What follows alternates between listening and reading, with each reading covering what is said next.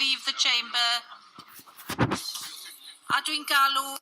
And I call on Jayne Bryant to speak on the topic she has chosen. Presiding Officer, I'm pleased to give Joyce Watson a minute in this debate. The 11th and the 14th of July 2017 marks the 22nd anniversary of the Srebrenica genocide. Over 8,000 Muslim men and boys were killed by Bosnian Serb troops in the worst mass killing on European soil since the Second World War. Last year, I had the opportunity to join a delegation organised by Remembering Srebrenica, led superbly by David Melding, with Joyce Watson, Joe Lucas, a teacher from Penarth, and Owain Phillips of ITV Wales, to visit Srebrenica and to meet those who survived the genocide. What I heard and saw there will live with me forever. Srebrenica nestles in a lush green valley among mountains that rise from the banks of the river Drina. But in July 1995, Srebrenica had been a living hell for 3 years. In the spring of 1992, Bosnian Serb troops launched a campaign of violence in pursuit of a racially pure statelet after multi-ethnic Bosnia voted for independence from Yugoslavia. Entire villages were eradicated, towns torched, their populations killed or driven out by ethnic cleansing. Survivors fled into 3 eastern enclaves where the Bosnian Republican Army had resisted, one of which was Srebrenica. It was declared a safe zone by the UN, causing the population of Srebrenica to swell from 9,000 to 42,000. Under the direction of President Radovan Karadzic, General Ratko Mladic entered Srebrenica on the 11th of July 1995. He declared on TV that he was going to take revenge for a violent suppression of a Serb uprising which happened in Srebrenica in 1804. Fearing genocide, thousands of Bosnian Muslim men and boys tried to make the 63-mile trek to safety. Mladic's troops blocked roads, carried out ambushes, and used stolen UN vehicles and uniforms to trick Bosnian Muslims into surrendering. Men and boys aged 12 to 77 were separated from others. Truckloads of those men and boys, blindfolded, their arms tied, were lined up by the gunmen in fields and forests, sometimes told to pray and then shot dead. The killing, systematic and methodical, lasted 4 days. Those unarmed men and boys were killed just because of who they were, Bosnian and Muslim. They came to a mass grave in trucks and were buried with bulldozers, all within a UN safe haven which failed to protect innocent people. The only survivors were those who hid under dead bodies and crept away once night had fallen. During our visit, we had a privilege of meeting a survivor, Nedzak Avdic. After the fall of Srebrenica, Nedzad and many other Bosniak men tried to flee through the nearby woods in an attempt to reach territory controlled by the Bosnian army, where they could be safe. Nedzad was captured together with the other Bosniaks and was then transported to a village and locked up in a school building. Nedzad said, "We heard screams and cries. The classrooms were overcrowded, no water, no air. We drank our own urine in order to survive. People died of heat, literally." When the massacre started, Nedzad only survived by lying motionless and wounded in a tangle of bodies until the killers moved away. In 1995, I was 17, the same age as Nedzad. I remember, like many, the horrific news stories on TV about the war. A vivid image sticks with me of a young man wheeling an elderly man in a wheelbarrow across mountains for days, fleeing for their lives. 21 years later, I walked around that battery factory at Potokari, which was the UN base fatally abandoned by the Dutch peacekeepers, where thousands were slaughtered. An empty, sterile, quiet space, but with an eerie feeling of what took place. Desperate fears of those packed into the room with no escape, no food, no water, knowing they were about to die. Opposite stands the thousands of uniformed bright white headstones, each marking a life callously taken too soon. Most of the town's former Muslim residents are either dead or have emigrated. Though international courts have recognised the Srebrenica massacre as genocide, this is still denied by Serbia and Bosnian Serbs. Nedzad returned to Srebrenica in 2007 and lives there with his family. A startling fact to all of us on the delegation is that the education fails to teach the history of what happened at Srebrenica. Nedzad says, "They're being taught that the genocide never happened. You turn on the TV and it's like the war never ended. I fear for my daughter's future. The educational system generated new hatred and indoctrination. Despite everything, I hope that I can teach my daughters to grow up without hatred. This will be my success." The US brokered Dayton Accords that ended the war set up an intricate federal structure with a weak central government. For Nedzad, the greater injustice is that the division of Bosnia into two halves, a Muslim Croat federation and a Serbian republic, has meant that the practice of ethnic cleansing has been legitimised. Many regularly see the killers around town. Some hold offices in local government. Others are senior figures in the local police force. And last October, Srebrenica elected a Serbian mayor with an ultra-nationalist history who does not accept that Srebrenica massacres amounted to genocide, something that seems unimaginable to us. While the genocide took husbands, sons and brothers, their mothers, daughters and sisters were left behind. Once a year, the mothers of Srebrenica, who campaign to ensure each person responsible is brought to justice, host a ceremony to remember their loved ones. This intensely moving event is held in the Poticari Cemetery, where some of the victims whose bodies have been found and buried. And we had the privilege of meeting some of the mothers of Srebrenica. They want to share their story with young children so that they can learn from the past and also prepare for the future. Those who killed believed they could get away with murder. They thought they could erase the identity of their victims permanently. They were wrong. While we were in Bosnia, we also saw the invaluable work undertaken by the International Commission for Missing Persons. The ICMP spearheaded the effort to locate and identify the people who went missing during the conflict. In the aftermath of Srebrenica, work began on what were thought to be the 5 mass burial sites, each containing many separate graves, in which the dead had been buried and left hidden. However, testing showed the body parts from what became to be called the primary graves had been moved to secondary ones to hide evidence. Sometimes they had even been disinterred and reinterred again into tertiary graves. This has 2 implications. First, that more than 1.5 million bones and body parts from over 8,000 people were scattered across countless sites. And the second, that the few byways of rural eastern Bosnia had for weeks, months even, been heaving with trucks carrying the rotting, stinking remains of these people. Yet no one said a thing.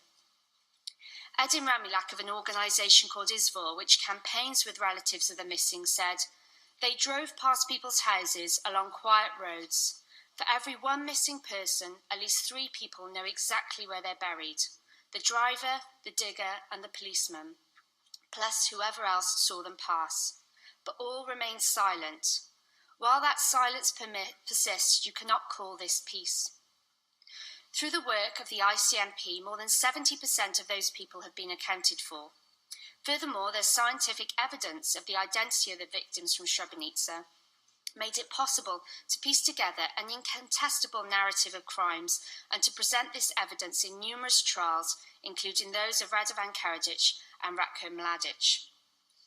When we remember what happened in Srebrenica, it's also important to remember those others who were targeted. The youngest victim of Srebrenica was a baby girl called Fatima, born in the UN base at Poticari.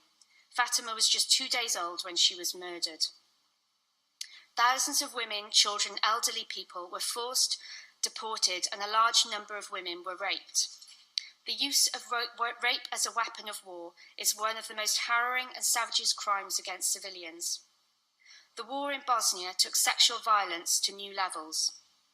The UN estimates up to 50,000 women and girls, some as young as 12, were raped as part of an organised ethnic cleansing regime. We do not know the exact number because the majority have remained silent through stigma, shame and fear.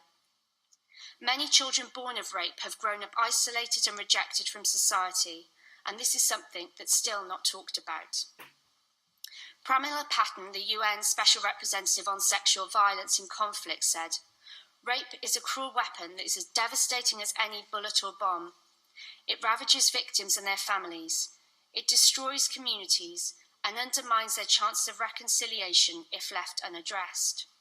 It has also been described as the oldest, yes, least condemned crime of all." Many women suffered, and now we know many men have suffered from this crime too. Some 3,000 men and boys were raped during the war. Many of the victims have been isolated and shunned by their own families and communities. Last month, in a bid to promote reconciliation, leaders of the Orthodox, Islamic, Jewish and Catholic communities signed a declaration denouncing the stigmatisation of survivors of conflict related to sexual violence at Bosnia's Interreligious Council. This declaration is the first of its kind in the world.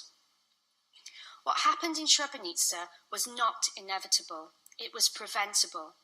While those survivors mourn the loss of their loved ones and we say never again, we all have a responsibility to ensure future generations understand how neighbour turned against neighbour, tolerance turned to intolerance, and similarities were shunned for differences. Never has it been more important to learn the lessons from Srebrenica. We have a duty to remember those who died and those left behind, but we also have a duty and responsibility to work harder than ever to challenge those ideologies of fear and hatred. Most importantly, we must teach the next generation about what happened in Srebrenica and the dangers of not tackling hatred and intolerance. I would urge other members to visit Srebrenica, read the testimonies from the survivors, and do all we can to bring communities together and stand up to those who try to divide us. Furthermore, I'd ask the Leader of the House and the Cabinet Secretary for Education to support the education programme launched by Remembering Srebrenica to ensure that pupils in school in Wales understand the steps that led to genocide. It also gives us the opportunity to show what can happen if we let hate win. I shall never ever forget the day that I heard the stories of those people who were at Srebrenica and those who lost their loved ones. Their dedication and courage to telling the world what happened cannot be underestimated. Their voices are so powerful and dignified. Every time I listen to them, I feel captivated, ashamed that the world allowed this to happen, and inspired to do something. Our guide Rashad states, "Unfortunately, in Bosnia, we have three histories, and the most dangerous one is the narrative that kids get from their home. Only by listening to the life stories and remembering what happened can we understand how people can contribute to a better society. We're told to learn from our past mistakes, yet it's evident that we didn't. We owe it to the people of Srebrenica. We must remember Srebrenica."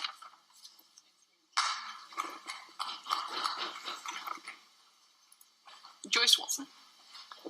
My visit to Srebrenica, going to that memorial at Protokari, meeting the survivors of the genocide, that experience stands out as one of the most important things that I've done, both politically and personally. Srebrenica was the final act of the worst European genocide since the war, and in remembering its victims, we must never forget the 20 to 50,000 women and girls, mostly Bosniak, who were subjected to unthinkable acts of sexual violence. 22 years later, they go on living with that loss and with that memory. We still do not know the exact numbers of the victims, and we never will. The majority have remained silent, though stigma and shame, fear and trauma are also buried. Many Bosniak women bravely have broken the silence around sexual violence as a weapon of war, and because of their courage, rape was prosecuted for the very first time under international criminal law.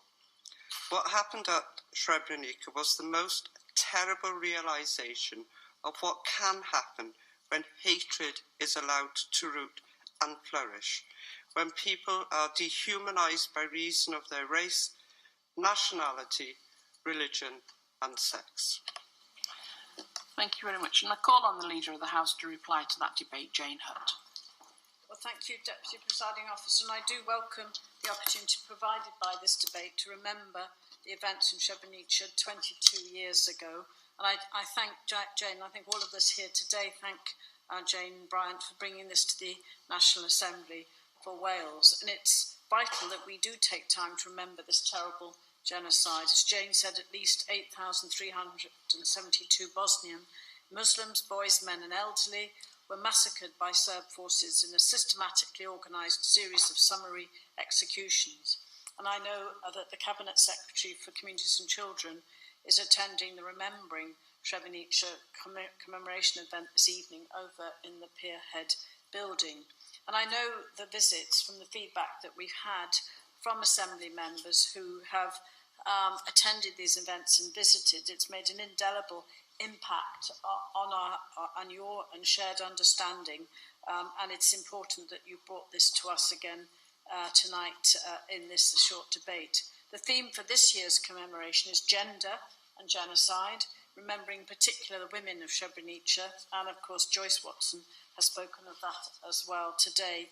It's this aspect that I want to focus on in my response. Terrible suffering was inflicted on families as a result of this atrocity. We can scarcely imagine the fear, violence and grief that the Bosnian women and girls suffered. Remember today the thousands who were raped, sexually abused or tortured, often under the eyes of others, and sometimes watched by their children or their own mothers. We remember the thousands who saw their sons, husbands and fathers killed or dragged away, never to be seen again. We remember too the thousands who were uprooted from their homes and made destitute, and Jane has described this horrific massacre, the horror and crime of sexual violence used and rape used as a weapon. Reports showed that there were over 50,000 cases of sexual abuse recorded during the Bosnian War from 1992 to 1995. For women in Bosnia and Herzegovina, the legacy of the war continues to cast a long shadow. And nearly 20 years after the ending of the hostilities, women continue to fight for justice, but arguably they have yet to be heard fully in a male-oriented Balkan society, and you've commented on that. There's still much to be done there to promote gender equality and women's rights, to tackle discrimination, gender-based violence, domestic abuse, and forced prostitution and trafficking in women. Those who suffered sexual abuse during the war or experienced domestic abuse in the 20 years since have also been very vulnerable to economic distress. Many initially returned to homes damaged or destroyed in the war and were thrust into the role of breadwinner without essential skills or an education. The threat of poverty and destitution are an ever-present danger for those suffering domestic abuse in modern-day Bosnia. And Jane, you and your colleagues have provided support to the mothers of Srebrenica just by being there, by understanding, by listening and having a witness with them of their suffering and making a clear statement. Commemorating Srebrenica is about all communities coming together to condemn a genocide that took place on our doorstep in living memory, continuing to learn the lessons and committing to do something in our own community to challenge hatred and intolerance. And it's vital that the stories and experiences of victims and survivors of past atrocities are never forgotten. And we've heard more today, those memories, those personal stories. And I know that will be very important in terms of taking forward your request to look at ways in which we can share that understanding, learning the lessons in our schools with our young people and older generations. We have to remember, with violence against women in the UK increasing, it's more important than ever to unify the stories of women in order to amplify their voices and learn from the horrors inflicted on women throughout the world. Creating a more equal Wales where everyone has the opportunity to reach their full potential is a central goal for the Welsh Government, and it's vital that all women are able to achieve and prosper. But women encountering inequality in many areas, which only intensifies if they're also part of another protected group, women from BME communities, LGBT women, elderly or disabled women all often face multiple disadvantages and can find it even harder to reach their full potential. And we're fully committed to implementing the rights of the UN Convention on the Elimination of Discrimination against Women. Our officials have provided a contribution to the UK's 8th periodic report, which will be submitted later this year and highlights the progress we've made in promoting the rights of women since 2013. Reducing all forms of harassment and abuse, including domestic abuse, hate crime and bullying, child abuse and the abuse of older people, extremism and modern-day slavery is a key aim of the Welsh Government's Strategic Equality Plan for 2016 to 2020. And we are seeing considerable progress, including through the Violence Against Women, Domestic Abuse and Sexual Violence Act, our Tackling Hate Crimes Framework, our Social Services and Wellbeing Act, and our Equality and Inclusion Programme. Not only this landmark piece of legislation, the Violence Against Women, Domestic Abuse and Sexual Violence Act, but focusing on ways in which we can prevent violence wherever possible and to provide effective support for victims. And we are making progress in delivering the measures of the Act and have committed £4.9 million to this work. The key is to, and we understand this, and it's coming really to the fore today as a result of your debate, Jayne, is to change attitudes so that violent behaviour is not acceptable in any circumstances, locally, nationally, internationally, and it will not be tolerated in our society. And we're confident that our legislation, wider work, will help develop a culture that challenges abusive behaviour and to create a Wales and a world where everyone has the right to live free of fear. And also to recognise that we have to be resilient in the face of extremism, spreading hatred and fear, and strengthen our resolve to become stronger together when we're ever tested by hate crimes, striving to build a strong and diverse society where people of every race, faith and colour are valued for their character and for their actions. And that means bringing people together, breaking down divisions to create well-connected communities. It means fostering tolerance and good relations between people.